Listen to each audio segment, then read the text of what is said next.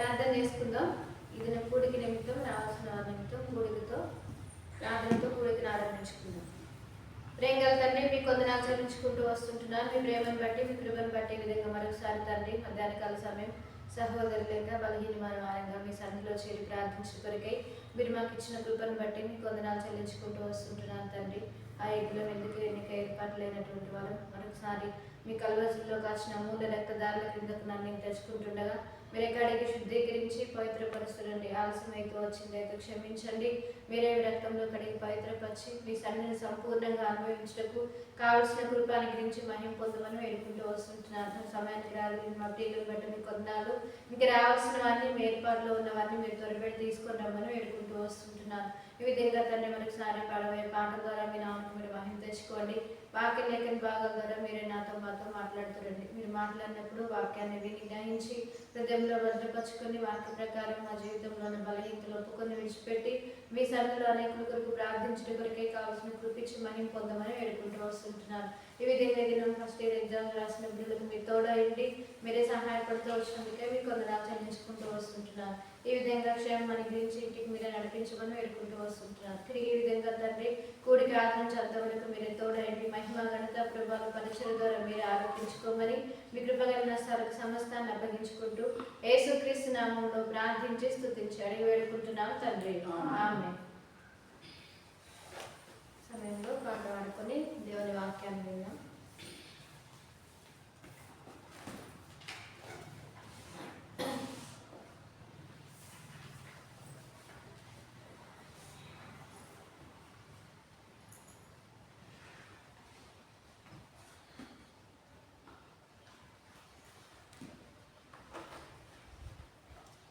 పాట సంఖ్య 112. ఓ ప్రేమగల యేసు ప్రేమించినావు మమ్ము, స్మరించు చూస్తూ తింతు రక్షణనిచ్చినావు. ఓ ప్రేమగల యేసు ప్రేమించినావు మమ్ము, స్మరించు చూస్తూ తింతు రక్షణనిచ్చినావు. ఓ ప్రేమగల యేసు అద్భుత యాగమందు అందరికై బలి అయి, అద్భుత యాగమందు అందరికై బలి అయి, అందరి పాపములకు ప్రాయశ్చిత్తమైతివి, అందరి పాపములకు ప్రాయశ్చిత్తమైతివి. ఓ ప్రేమగల యేసు ప్రేమించినావు మమ్ము, స్మరించు చూస్తూ తింతు రక్షణనిచ్చినావు. ఓ ప్రేమగల యేసు దాసులమై మేముండ మోషేను పంపితివి, దాసులమై మేముండ మోషేను పంపితివి. చేసితివి స్వతంత్రులుగా నీ బాహుబలము తోడ, చేసితివి స్వతంత్రులుగా నీ బాహుబలము తోడ. ఓ ప్రేమగల యేసు ప్రేమించినావు మమ్ము, స్మరించు చూస్తూ తింతు రక్షణనిచ్చినావు. ఓ ప్రేమగల యేసు ఎడారి అడవిలో నా ఊటాల నదుల నడిపి, ఎడారి అడవిలో నా ఊటాల నదుల నడిపి, ఎండిన నేలనంతా పచ్చిక బయలు చేసెన్, ఎండిన నేలనంతా పచ్చిక బయలు చేసెన్. ఓ ప్రేమగల యేసు ప్రేమించినావు మమ్ము, స్మరించు చూస్తూ తింతు రక్షణనిచ్చినావు. స్మరించు చూస్తూ తింతు రక్షణనిచ్చినావు. ఓ ప్రేమగల యేసు సహవాసమిచ్చి సంగ అంగముల చేసినావు, సహవాసమిచ్చి సంగ అంగముల చేసినావు. సాక్షులు చేసి మమ్ము శత్రువుల సిగ్గుపరచే, సాక్షులుగా చేసి మమ్ము శత్రువుల సిగ్గుపరచే. ఓ ప్రేమగల యేసు ప్రేమించినావు మమ్ము, స్మరించుచు స్తుతింతున్ రక్షణనిచ్చినావు స్మరించుచు స్తుతింతున్ రక్షణనిచ్చినావు ఓ ప్రేమ గల యేసు మహాప్రేమ గల యేసు మాకై చేసితివన్నీ ఓ ప్రేమ గల యేసు మాకై చేసితివన్నీ గణపరతు హల్లెలూయా ఈ గొప్ప రక్షణ కొరకై గణపరతు హల్లెలూయా ఈ గొప్ప రక్షణ కొరకై ఓ ప్రేమ గల యేసు ప్రేమించినావు మమ్ము స్మరించుచు స్తుతింతున్ రక్షణనిచ్చినావు స్మరించుచు స్తుతింతున్ రక్షణనిచ్చినావు ఓ ప్రేమ గల యేసు.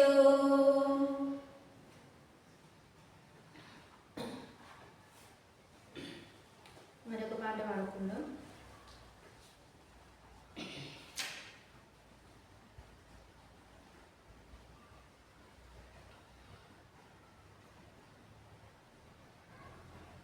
అడుగులు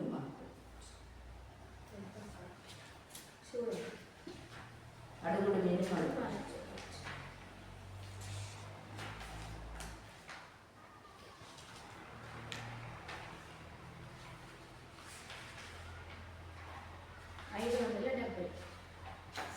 అడుగుడి మీరు మన ప్రభువిచ్చున్ తప్పక ఇచ్చున్ అడిగడి ప్రతివాడు పొందున్ అడిగడి ప్రతివాడు పొందున్ భక్తులు విశ్వాసముతో ప్రార్థించి పొందిరి భక్తులు విశ్వాసముతో ప్రార్థించి పొందిరి వారి జీవితముల నుంచి చూచి వారి జీవితముల నుంచి చూచి మీ మేలు కొరకై ప్రార్థించి పొందు మీ మేలు కొరకై ప్రార్థించి పొందు అడుగుడి మీరు మన ప్రభువిచ్చున్ తప్పక ఇచ్చున్ అడిగడి ప్రతివాడు పొందున్ అడిగడి ప్రతివాడు పొందున్ మనలో తన శక్తి కొలది అనుగ్రహించును మనలో తన శక్తి కొలది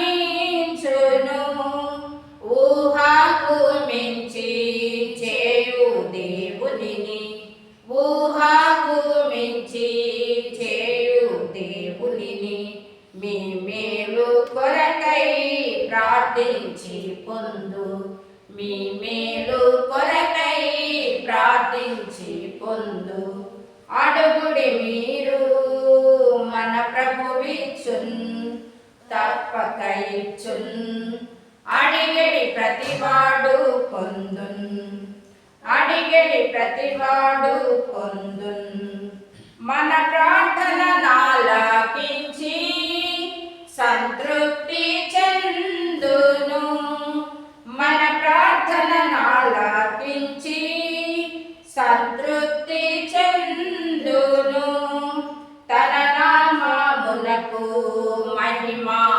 కలుగా తన నామమునకు మహిమ కలుగా మీ మేలు కొరకై ప్రార్థించి పొందు మీ మేలు కొరకై ప్రార్థించి పొందు అడుగుడి మీరు మన ప్రభువిచ్చున్ తప్పక ఇచ్చున్ అడిగడి ప్రతివాడు పొందున్ అడిగడి ప్రతివాడు పొందున్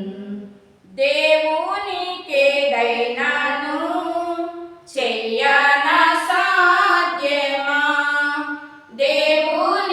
దేవునికేదైనాను చెయ్యన సాధ్యమా సర్వశక్తి గల మన దేవునడిగి సర్వశక్తి గల మన దేవునడిగి ప్రభు మహిమ కొరకై ప్రార్థించి పొందు. ప్రభు మహిమ కొరకై ప్రార్థించి పొందు. అడుగుడి మీరు మన ప్రభువిచ్చున్, తప్పక ఇచ్చున్. అడిగడి ప్రతివాడు పొందున్, అడిగడి ప్రతివాడు పొందున్. బైబిల్ ఎత్తి బైబిల్ పొందండి. భలే భలే మాట, బంగారు మాట, బైబిలు మాట, యేసు మాట. భలే భలే మాట, బంగారు మాట, బైబిలు మాట, యేసు మాట. నా జీవితాన నీ జీవితాన మరువని మాట, యేసు మాట. నా జీవితాన నీ జీవితాన మరువని మాట, యేసు మాట. భలే భలే మాట, బంగారు మాట, బైబిలు మాట, యేసు మాట. భలే భలే మాట, బంగారు మాట, బైబిలు మాట, యేసు మాట.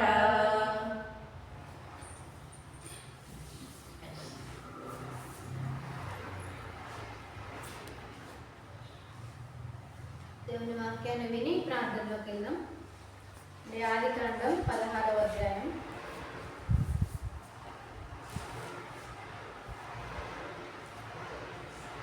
ఆదికాండం 16వ అధ్యాయం మొదటి నుండి 3 వచనాలు మార్చి చదువుకుందాం.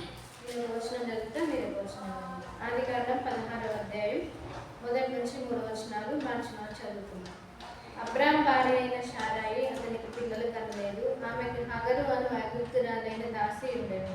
హాగరు శారాయి, ఇదిగో నేను పిల్లలు కనకుండా యెహోవా చేసి ఉన్నాడు. నీవు దయచేసి నా దాసితో పోము, ఒకవేళ ఆమె వలన నాకు సంతానం కలుగుచున్నదని అబ్రహాముతో చెప్పాను. అబ్రహాము శారాయి మాట వినెను.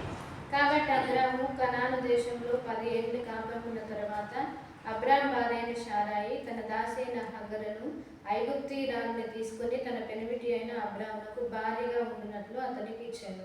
అతడు హాగరుతో పోయినప్పుడు అది గర్భవతి ఆయను.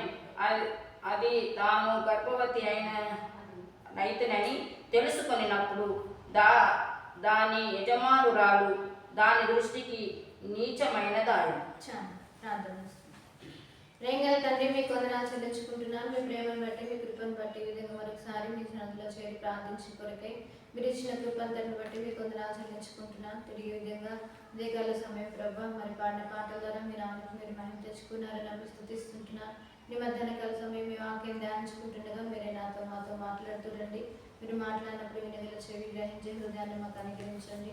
మరొకసారి నా మధ్య నన్ను మమ్మల్ని స్థలాన్ని శుభ్రత పక్షిని కింద తెచ్చుకుంటుండగా తండ్రి మరి మీరే కడిగి శుద్ధీకరించి పవిత్రపరిచి మీ సన్నిధిని సంపూర్ణంగా అనుభవించడానికి కావాల్సిన కృపించి మహిళ కొంతమంది వేడుకుంటున్నాను. నన్ను ఒకటి మీ వాక్కు నుంచి ఏం పలకవలసింది మీరే బోధించండి తండ్రి. మరి నా మాటలు, నా తలంపులు, ఆలోచనలు కొట్టివేసి మరి మీరే ఈ పరిచయం ద్వారా మహిమ తెచ్చుకోమని కృపగల సమస్తాన్ని అప్పగించుకుంటూ యేసుక్రీస్తు నామంలో ప్రార్థించి స్తుతించి అడిగి వేడుకుంటున్నాను తండ్రి. ఆమేన్. గత 3 వారాలుగా శారా యొక్క జీవితాన్ని గురించి మనం ఆమె యొక్క విశ్వాస పాఠంను చూసాం. తర్వాత ఆమె బలహీనురాలి అయినప్పటికీ దేవుడు ఆమెను విశ్వాసమును బట్టి బలపరిచాడు. ఆమె బలం పొందింది. అయితే ఎంత గొప్ప విశ్వాసులమైన పొరపాట్లు అనేవి మన జీవితంలో ఖచ్చితంగా ఉంటాయి కదా. మన విశ్వాసులు ఎంత గొప్ప గొప్ప విశ్వాసులైన వాళ్ళే వాళ్ళలో ఉన్న లోపాల ద్వారా వాళ్ళు పడిపోయి మళ్ళా దేవుడు మాట్లాడినప్పుడు సరి చేసుకున్న వాళ్ళు ఉన్నారు. అట్లనే లోపాలతోనే మరణించిన వాళ్ళు కూడా ఉన్నారు. ఇప్పుడు శారా జీవితంలో కూడా ఆమె బలహీనురాలే, తన భర్తతో పాటు నడిచింది, మాట విని తర్వాత అతనికి విధేయత చూపినప్పటికీ తనలో కూడా కొన్ని తొందరపాట్లు ఉన్నారు. కొన్ని తొందరపాట్లు మనం చూస్తాం ఈ దినం. అయితే భర్తకి తప్పుడు సలహా ఇవ్వడానికి ఆమెలో ఉన్న తొందరపాటు ఏంటి అని అంటే తనకున్న లోపాన్ని బట్టి, అంటే పిల్లలు కలగలేదే అన్న ఒక విచారాన్ని, బాధను బట్టి తను ఏం చేసిందంటే ఒక తొందరపాటు నిర్ణయాన్ని తీసుకుంటా వచ్చింది. వాళ్ళు ఇక తండ్రి ఇంటి నుంచి బయలుదేరి వచ్చినప్పుడు వాళ్ళు మార్గ మధ్యంలో వస్తూ ఉన్నప్పుడు ఎక్కడికి వెళ్ళాలి, ఏం చేయాలని ఆలోచన కలిగి ఉన్నప్పుడు ఐగుప్తుకు పోతే అక్కడ సమృద్ధి ఉంటుందని విని ఐగుప్తుకు బయలుదేరి వచ్చినప్పుడు అక్కడ ఏం జరిగిందంటే ఆమె అందంగా ఉన్నదని శారాని తన అందాన్ని గురించి పొగిడినప్పుడు ఫరో ఏం చేసిందంటే తన రాజభవనంలోకి తీసుకొని పోయి తనని బట్టి అబ్రాహాంకి, తన కుటుంబం, తనతో పాటు వచ్చిన వారికి మేలు చేస్తూ వచ్చిండు. అయితే దేవుడి కృప వారి మీద ఉంది కాబట్టి దేవుడు ఏ నష్టం జరగకుండా దేవుడు తప్పిస్తూ వచ్చిండు. అయితే అక్కడికి పోవడం ద్వారా, దేవుడి చిత్తం లేకుండా పోవడం ద్వారా వాళ్ళు ఏం చేశారంటే వాళ్ళు తొందరపాటు పడి ఆ ప్రదేశానికి పోవడం వల్ల వచ్చేటప్పుడు ఆ ఫరో ఏం చేసిందంటే భయపడి తను అక్కడ ఉన్నన్ని దినాలు తనకి సేవ చేయడానికి హగర్ని తనకి దాసికి ఇచ్చింది. కాబట్టి వెళ్ళేటప్పుడు తనకి ఎవరినైతే వాళ్ళకి పని మనుషులుగా, తర్వాత ఎంత ఆస్తి అంతస్తులు ఏవైతే ఇస్తారో వెళ్ళేటప్పుడు అవన్నీ తీసుకొని పోవాలన్నమాట అక్కడ రూల్ అది. కాబట్టి ఇప్పుడు వీళ్ళు అక్కడ నుంచి వచ్చేటప్పుడు హగర్ అనే దాసిని, తర్వాత బంధుజనాన్ని, తర్వాత దాసి జనాన్ని, ఆస్తిని అంతటిని ఇచ్చి ఫరో పంపించేస్తాడు భయంతో. దేవుడు భయం ఆయన మీద ఉంది కాబట్టి పంపించేస్తాడు. ఇప్పుడు ఈ హగర్ ఎవరు అంటే తన దాసి. కాబట్టి నాకు పిల్లలు కలగలేదు కాబట్టి ఒకవేళ ఈ హగరు వల్ల సంతానాన్ని దేవుడు ఇస్తాడేమో, ఈమెతో బొమ్మని ఆయనకి తప్పుడు సలహాలు ఇస్తా వచ్చేది. అంటే తన భర్తకు తప్పుడు సలహా ఇచ్చి తన దాసితో బొమ్మని నా ద్వారా కాకుండా ఆమె ద్వారా దేవుడు నాకు సంతానం ఇస్తుందని ఒక వింత స్టేట్మెంట్ ఆమె ఆయనకి ఇచ్చింది. దేవుడు ఎప్పుడు అలా చేయడు, ఎందుకంటే దేవుడు వాగ్దానం ఇచ్చిండు. అబ్రాము తను బాధపడుకుంటూ బయట తిరుగుతూ ఉన్నప్పుడు నువ్వు ఎందుకు బాధపడుతున్నావు అంటే ఎంతమంది ఉంటే ఏందయ్యా, నాకు సంతానం లేదు, నేను ఏకాకిని కదా, నాకు సంతానం లేదు, నా యొక్క ఎలియాజరే నా ఇంటి వారసుడు అవుతాడేమో అంటే కాదు, నువ్వు బయటికి ఒకసారి పైకి చూసి ఆకాశ నక్షత్రాలు లెక్కబెట్టు అంటే అవి లెక్క పెట్టగలుగుతాం మనం మామూలుగా అప్పుడే స్టార్ట్ అవుతూ ఉంటాయి చుక్కలు, కానీ బయటకు వచ్చి చూసినప్పుడు ఎక్కడో అక్కడ కనిపిస్తుంది. ఇక్కడ ఉంది కదా అని 1, 2, 3 అని లెక్క పెడతా అంటే బోలెడు అవుతాయి. అవి లెక్క పెట్టడానికి కూడా మనకి అవకాశం ఉండదు. ఇప్పుడు బయటకు తీసుకెళ్ళి వాటన్నిటిని లెక్క పెట్టు, అంత విస్తారంగా నీ సంతానాన్ని నేను అభివృద్ధి చేస్తాను, నీకు సంతానం ఇస్తాను దేవుడు వాగ్దానం చేసిండు కదా. కాబట్టి ఆయన అప్పుడు నిశ్చింతగా ఉన్నాడు. మరి వాగ్దానం చేసిన దేవుడు నమ్మదగిన దేవుడు, ఎందుకు తొందరపడుతున్నావమ్మా, ఏం కాదు దేవుడు మనకి గర్భఫలం ఇస్తాడని ఒకవేళ చెప్పిండో చెప్పలేదో కానీ ఆమె నువ్వు ఈ దాసితో పోనంగా ఆయన ఏం చేసిండు, ముసలిలో దసరా పండుగని పాపం మేము ఇచ్చిందే లేదన్నట్టు ఆయన ఆమెతో కూడా ఆమె గర్భవతి కావడం జరిగింది కదా.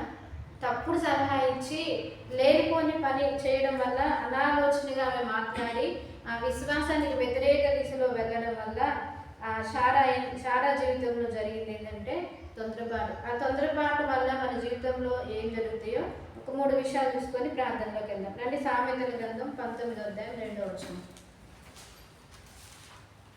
సామెతలు 19:2. ఒకడు తెలివి లేకుండుట మంచిది కాదు, తొందరపడి నడుచువాడు దారి తప్పిపోవు.